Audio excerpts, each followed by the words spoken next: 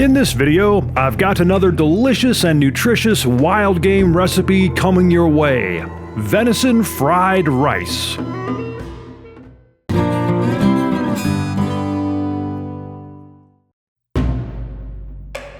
This video is sort of a continuation of the previous venison recipe video I shared for how to make steamed Chinese dumplings. As I mentioned in that video, depending on how much of the venison mixture you stuff into each dumpling, you very well may have a fair amount of that mixture left over, which works out perfectly for making venison fried rice. So let's get cooking.